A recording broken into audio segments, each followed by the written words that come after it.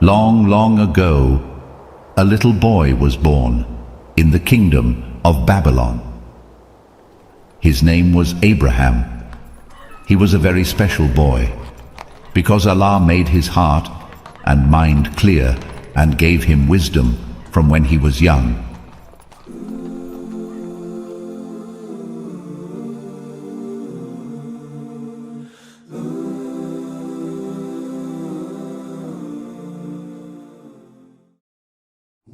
Abraham lived in a time when people worshipped the sun, the moon, stars, and idols made from wood and stone. Abraham's father was a sculptor. When Abraham was a young boy, he used to watch while his father carved statues from wood and stone.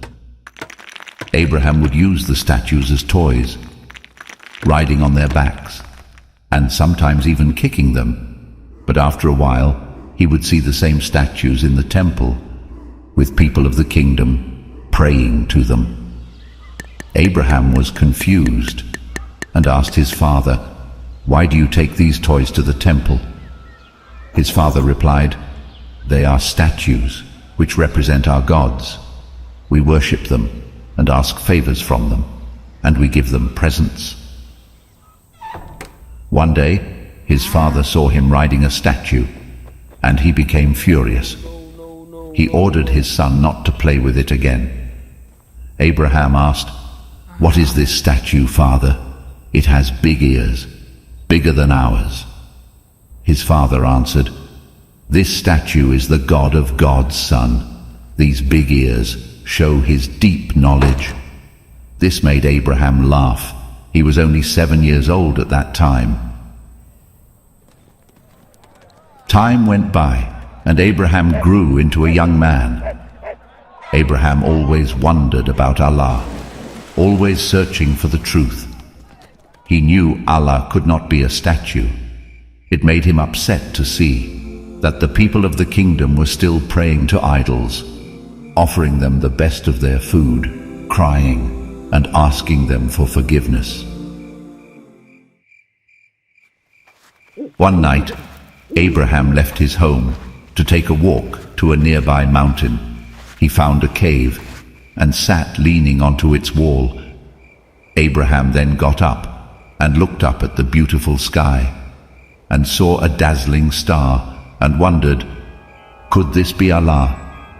But when it disappeared, he said, "I will not worship anything that sets and disappears." He then saw the shining moon rise up and said, "Could this be Allah?" But when it faded, he realized it too could not be Allah. He said, "If Allah doesn't guide me, I will surely become one of the lost people." Abraham stayed until sunrise, and when he saw the bright sun, he wondered, could this be Allah? It is bigger. But when it set, he understood that Allah could not be something that was created, because Allah is the creator of everything. Abraham put his face to the ground and prayed. He knew that Allah had just guided him to the truth and had chosen him to be a prophet, to guide his people.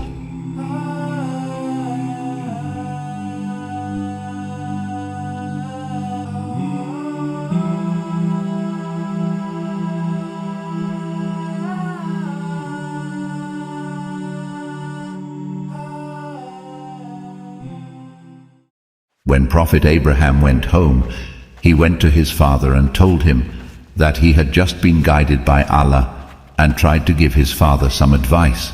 He said, "O my father, follow me. I will guide you on the straight path. I am scared that you will be punished for worshipping idols rather than Allah alone." His father became angry and said, "Do you reject my gods? If you do not stop speaking like this, I will stone you, so you'd better leave right now." Prophet Abraham was very sad for his father and realized there was nothing more he could do to make him know the truth. So he went to the people of the kingdom and tried to guide them. O people, I have turned my face towards Allah. I do not bow down to any of your idols, for surely Allah is the one and only true God. There is nobody worthy of worship except Him. The people were very angry when they heard him say this. But he said to them, "Why do you bow down to these statues? They have no power to help or harm you." The people replied, "We saw our fathers worship them. That is enough proof for us." But Abraham did not give up and told them, "My Lord gives me food and drink when I need it and heals me when I am sick. Your statues have no power to do anything." Prophet Abraham decided he would show them just how silly their beliefs were. He made a plan to destroy all their idols, but he did not tell anyone what he was going to do. There was a big celebration soon, which all the people usually go to outside of town.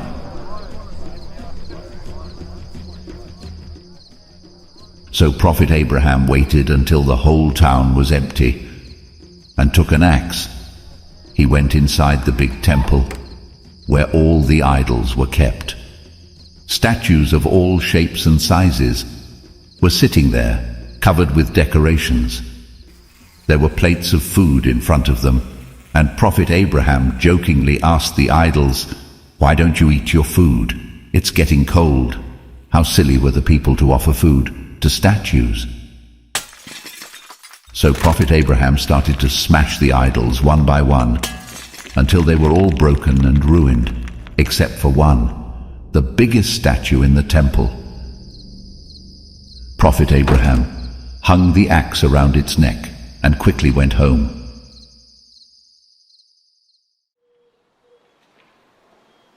The next day, when the people went to the temple to pray to their idols, they were shocked to see all the statues broken into many pieces. They all gathered around the damage in wonder, trying to work out who could have done all of this. "We heard a young man talking against our gods," they remembered. "His name was Ibrahim." The people found Prophet Abraham and brought him into the temple. They asked him, "Are you the one who has done this to our gods?" Prophet Abraham thoughtfully replied, "It was this statue here, the biggest of them all. Ask that statue if it can speak." The people became annoyed and said, "You know very well that these idols don't speak." So Prophet Abraham replied, "Then why do you worship things that can't speak or see or even defend themselves? Have you lost your minds?" The people looked around in shame, because their minds and their hearts were telling them the truth is with Prophet Abraham, but they had too much pride and wouldn't accept it. If they did, it would mean they and their forefathers were wrong for many generations. They started yelling and shouting, "Burn him! Burn him! Take revenge for our gods!"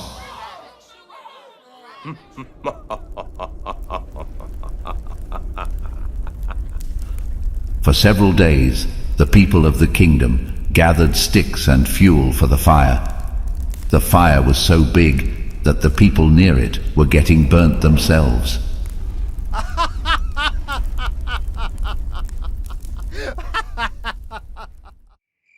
But Prophet Abraham was not scared, because he trusted Allah and knew that he would not let anything bad happen to him. News of this traveled very far, and people from lots of different towns came to watch. The fire was finally ready.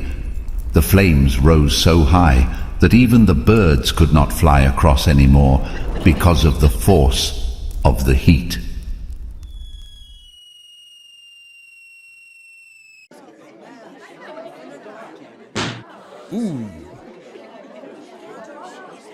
The people of the kingdom tied Prophet Abraham's hands and feet and placed him on a catapult, a machine that would throw him into the fire. Abraham was thrown into the air, heading straight towards the fire. At that moment, the angel Gabriel came to Prophet Abraham and asked him, "Is there anything you wish for?" Abraham could have wished to be saved from the fire, but all he said was, "I only wish for Allah to be pleased with me." The fire submitted to the will of Allah, becoming cool and safe for Abraham. It only burned the ropes tying him, and he sat in the midst of the fire, as if he were sitting in a garden. He glorified and praised Allah, the Almighty, with a heart that contained only His love for His Creator.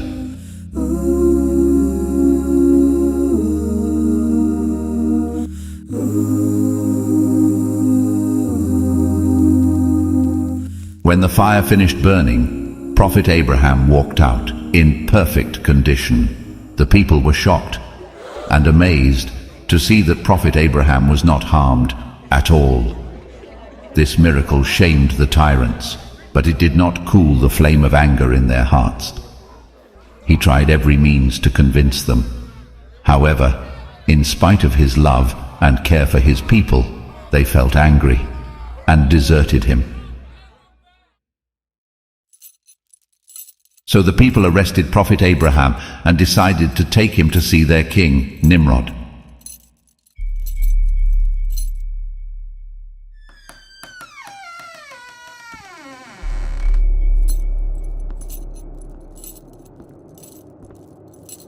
Nimrod was very angry with Prophet Abraham and wanted to know why he smashed all their idols. "Who is your God?" he asked Prophet Abraham. "He is Allah, the one and only God, who gives life and death," said Prophet Abraham. "I can give life and death," said Nimrod. He ordered his guards to bring 2 slaves and ordered them to be killed. The guards killed one of the slaves. Then Nimrod said, "I have excused the 2nd slave. Let him go." The slave was set free. "See, I can also give life and death," he said to Prophet Abraham.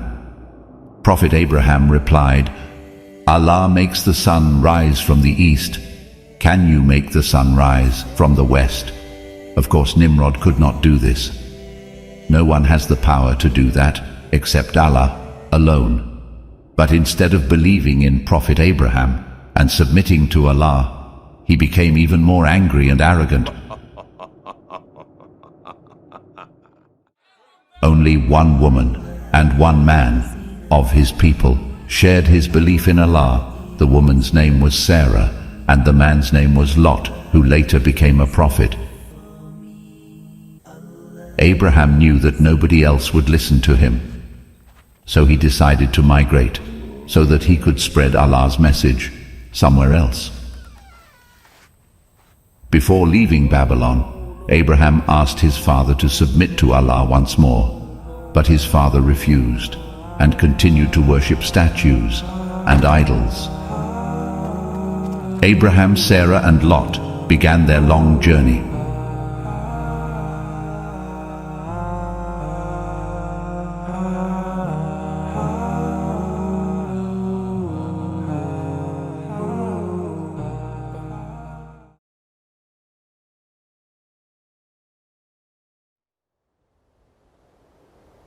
They went from Babylon to Syria and Palestine by riding camels. Their journey was very long, hot and tiring, but they knew that Allah would reward them for it. On the way, they helped a lot of poor people by giving them food and advice.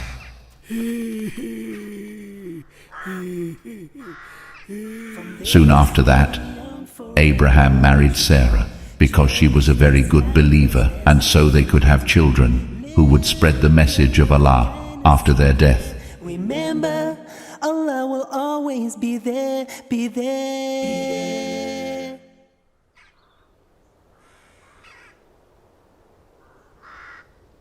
One day, Abraham and his wife Sarah were passing by the territory of a tyrant king. Someone said to the tyrant king, "This man Abraham is accompanied by a very charming lady." So the king sent for Abraham and asked him about Sarah, saying, "Who is this lady?" Abraham replied, "She is my sister." Abraham went to Sarah and said, "O Sarah, there are no believers on the surface of the earth except us. The king asked me about you, and I have told him that you are my sister. Do not tell him otherwise." The king then called for Sarah, and when she went to him, he tried to take hold of her with his hand, but his hand became stiff and he could not move it. He asked Sarah, "Pray to Allah for me, and I shall not harm you." So Sarah asked Allah to cure him, and he was cured.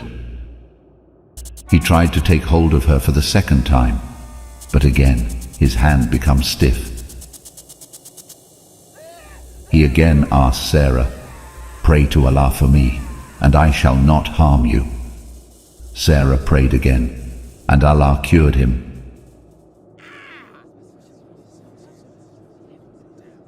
He then called the guard who had brought her and said, "You have not brought me a human being, but have brought me a devil."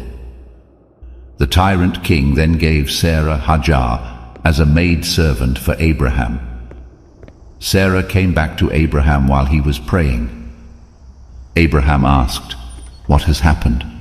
She replied, "Allah has spoiled the evil plot of that tyrant king and gave me Hajar as a maid." Abraham had aged and his hair was grey after many years spent calling people to Allah. Sarah thought that she and Abraham were lonely because she could not have a child. Therefore, she offered her husband Hajar in marriage and prayed to Allah to send them a child. Hajar soon gave birth to her first son Ismail when Abraham was an old man.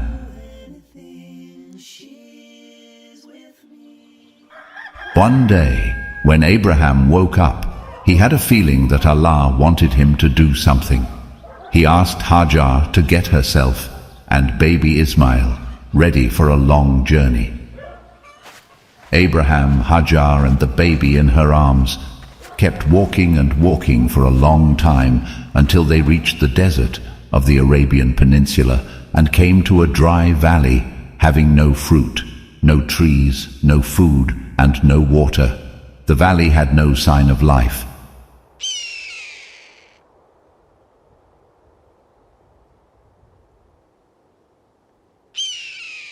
After Abraham had helped his wife and child off the camel, he left them with a small amount of food and water, which was hardly enough for 2 days.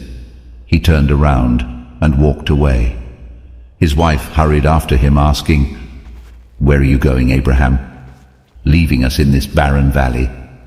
Abraham did not answer her and continued walking. She repeated what she had said, but he remained silent. Finally, she understood that he was not acting on his own idea. She realized that Allah had commanded him to do this. She asked him, "Did Allah command you to do so?" He replied, "Yes." Then his great wife said, "We are not going to be lost, since Allah, who has commanded you, is with us." Abraham was very sad while he was walking home, because he had left his wife and son in a place with no other people. He asked Allah to give Hajar and his baby plenty of fruits, and to send people with good hearts to them.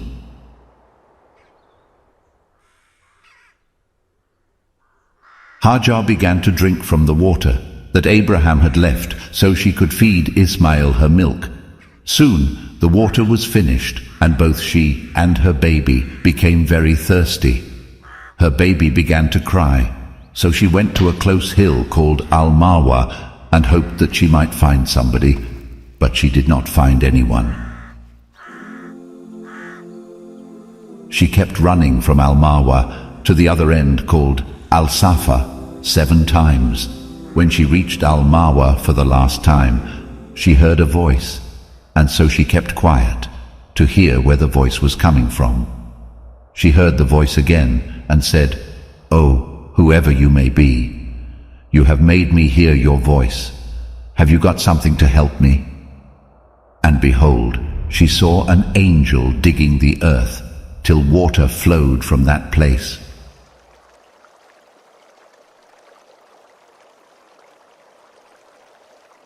She started to make something like a basin around it and filled her water skin with water.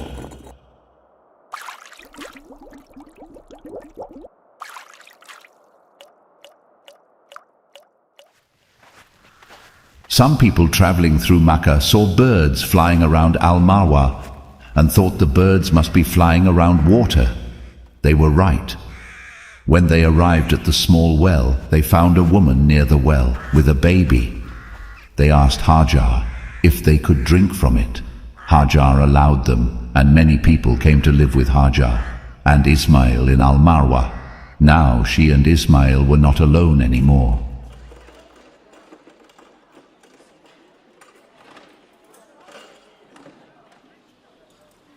Ismail grew up and learned Arabic from the people, and his virtues caused them to love and admire him.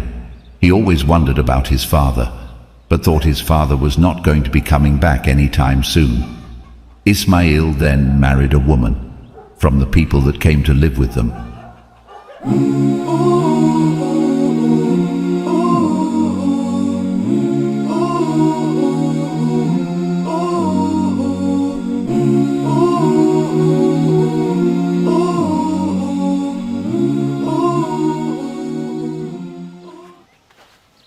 Meanwhile, Abraham, who had not seen his son for a very long time, came back to Makkah to visit him.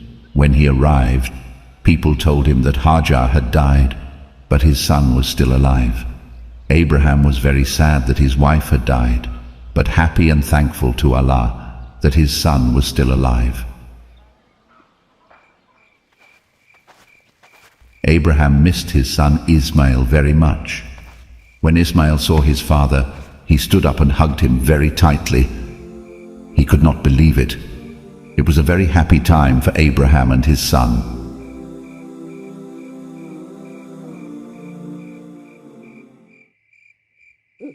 Allah wanted to test their faith, to see how strong their love for him was, so he sent a dream to Abraham. In his dream, Abraham saw himself killing his son as a sacrifice to Allah. Abraham told his son about the dream, and they both realized it was an order from Allah. Why else would Allah send such an important dream to Abraham? Ismail told his father to do what Allah had asked him to. Abraham laid his son on the ground and put his head down. Just as he was about to slaughter his son, Allah sent a sheep from heaven to be killed instead. Allah had saved Ismail from death. Abraham was very happy that he did not have to kill his son because he loved him very much. Abraham slaughtered the sheep, and they had a big celebration. Abraham and Ismail kept calling people to worship Allah. At that time, there was no place for people to worship Allah, so one day, Allah ordered Abraham to build a house. Abraham said to his son, "O Ismail, Allah has given me an order to build a house." Ismail said, "Do what your Lord has ordered you to do." Abraham asked him, "Will you help me?" Ismail replied, "Yes, of course I will help you."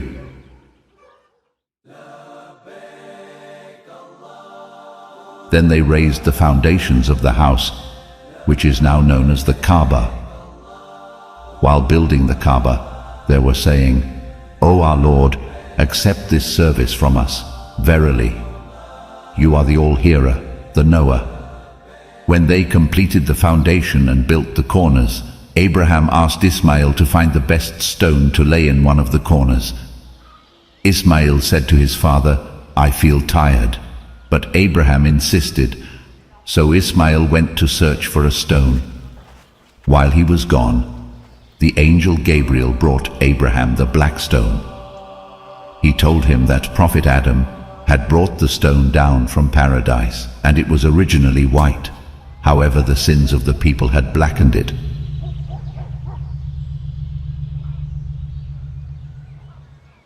When Ismail returned and saw the black stone near the corner, he asked his father where it came from. Abraham replied, "It was brought by someone who is more active than you and never gets tired." So they completed the building of Al-Kaaba while praying to Allah to accept their work. Allah was very pleased with Abraham and Ismail for spreading his message.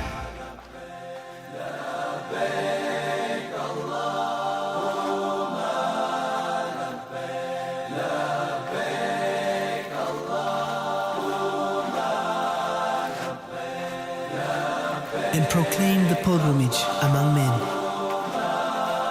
They will come to thee on foot and mounted on every camel. Lean on account of journeys through deep and distant mountain highways.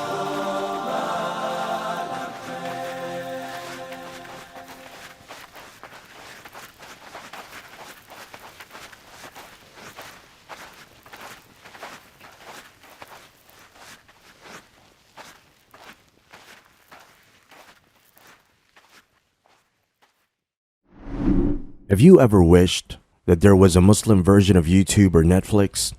Well, we have created one. The One Islam TV app is 100% free of any ads and is safe to browse for your peace of mind. Watch hundreds of high-quality produced Islamic reminders, Quran videos, stories of the prophets, hot topic, debates, and so much more. 4 to 8 new videos are uploaded daily, inshallah. You can watch or listen to videos while your device is switched off. Watch videos on demand or download videos and watch offline. One Islam TV is 100% run and owned by Muslims, which means the small amount you pay for your subscription is a sadaqah jariyah, continuous charity for you, as we use the funds raised to continue producing more beneficial videos and reminders, inshallah.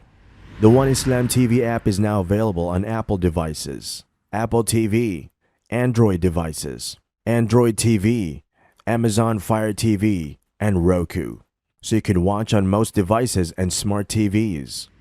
Download now for a free 7-day trial. May Allah reward you for supporting our work.